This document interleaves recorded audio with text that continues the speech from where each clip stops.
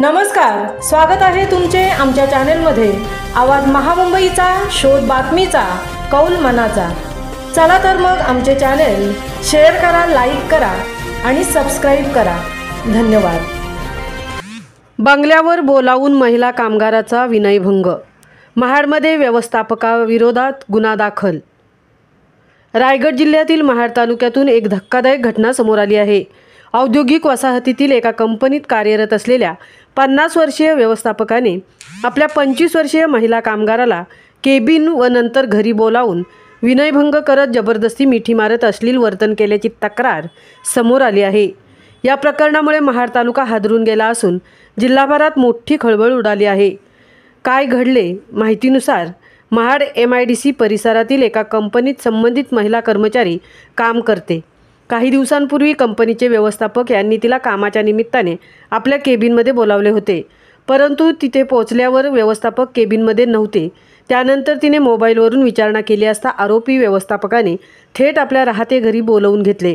कंपनीच्या कामाबाबत चर्चा असल्याचे सांगत पीडित महिला तातडीने आरोपीच्या महाड शहरातील घरी गेली। त्यावेळी आरोपी व्यवस्थापकाने तिच्या मनाविरुद्ध तिच्या पोटाला, कमरेला हात लावून मिठी मारली। महिलेने ढकलून स्वतःचा बचाव करण्याचा प्रयत्न केला तरी आरोपीने पाठीमागून मिठी मारत अश्लील बोलणे सुरू केले। या प्रकारामुळे पीडित महिलेची लज्जाभंग झाली।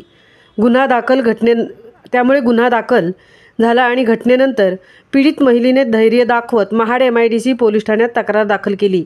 या प्रकरणी गुन्हा क्रमांक 96/2025 भारतीय न्याय संहिता 2023 अंतर्गत कलम 74, 75(2), 75(3) प्रमाणे आरोपी व्यवस्थापकाविरोधात गुन्हा दाखल करण्यात आला आहे। सहाय्यक पोलीस निरीक्षक जीवन माने यांच्या मार्गदर्शनाखाली पोलीस उपनिरीक्षक विक्रम फडतरे पुढील तपास करत आहेत।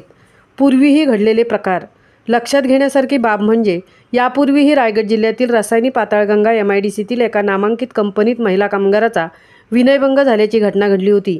त्यामुळे पुन्हा अशाच स्वरूपाचा प्रकार समोर आल्याने महिला कर्मचाऱ्यांच्या सुरक्षिततेचा प्रश्न ऐरणीवर आला आहे। कामगारांमध्ये भीतीचे वातावरण या घटनेनंतर औद्योगिक वसाहतीत काम करणाऱ्या महिला कामगारांमध्ये भीतीचे वातावरण निर्माण झाले आहे। कंपनी व्यवस्थापकाने महिला कर्मचाऱ्यांच्या सुरक्षिततेसाठी तातडीने ठोस उपाययोजना कराव्यात अशी मागणीही कामगार वर्गातून पुढे येत आहे। आवाज महामुंबईचा चॅनेलसाठी निलेश फुंडेंसह तृप्ती भोईर, रेवदंडा।